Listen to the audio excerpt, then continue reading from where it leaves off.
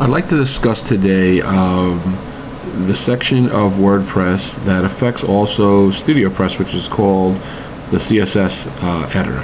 So you go back here to the Appearance and Editor, and you'll notice right away you'll see Outreach, Child Theme, Style Sheet, Style, CSS.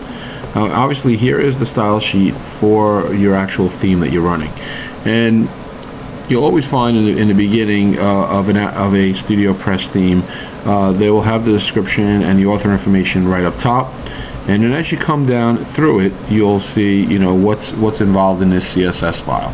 Now, if you're comfortable editing CSS, that's great. But if you're not, you need to watch carefully what you're doing with CSS, because you could really mess up your website. You'll see in the first area of the CSS, by default, you have the body and the H tags. Okay, now in this area right here, if you're not familiar with CSS at all, what it's showing you is that the color of the text is going to be a darker color, number 333. Now, how would you know that? You wouldn't. If you've been working with Photoshop or working with an HTML editor and you've created colors before, you know that there are codes for colors. Like if you wanted black, you would just put in 000. If you wanted white, you would know it's FFF. Okay? It's actually based on 6 numbers, numerical numbers or letters, but you can use the shorter codes, which are 3, for certain colors, like CCC. That's a gray.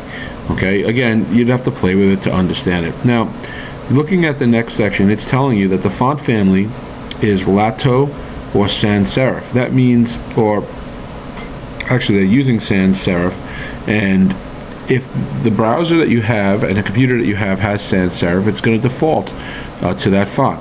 They're setting the size at 16 pixels, and the rest of the stuff is pretty really not as important to you to know, just that you know the font family and the font size. Okay, as you come down, the areas you're probably going to want to play with in a StudioPress file is probably going to be your navigation. Okay, and let's take a look at that quickly, or your header. Actually, let's stop at the header first. The header, interestingly enough, StudioPress has been doing some interesting stuff. They create some nice headers, but you can manipulate them, obviously. If you look at my theme here, you'll see that I created my own header, and that header has some custom work done to it, images and whatnot. The thing is how do you get your header up there?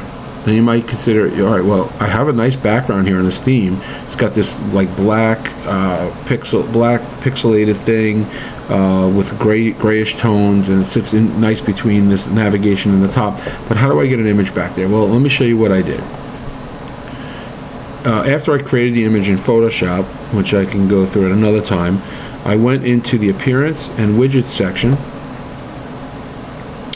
and I looked over and I saw that there's a lot of widgets in here, which we could discuss, which also get addressed by CSS. But the one that I'm using today is header right. And if you click on this little box that I brought over, which is called text, and I put in my little HTML code, you'll see I've already uploaded my header, saying the height and the width, and just by simply placing that in that box and saving it over here, my image showed up on top of the website. But it wasn't in the right spot when I first put it in there. So what I'll show you here is what you have to do with the header. Okay, so as you see, this is the header section, and it tells me that the minimum height is 150. Well, before I created my image, it was important to come to the CSS file and find out what they had set the height to. Not that I couldn't change it, and I could. I think actually, if I'm correct, it was 110, but I made it 150. Then you have to find the area where the actual header shows, and here it is. And before it said float right, which means the image would be on the right hand side of the page. Well, I floated it left, which brought the image over to the left, and then I made its height 150.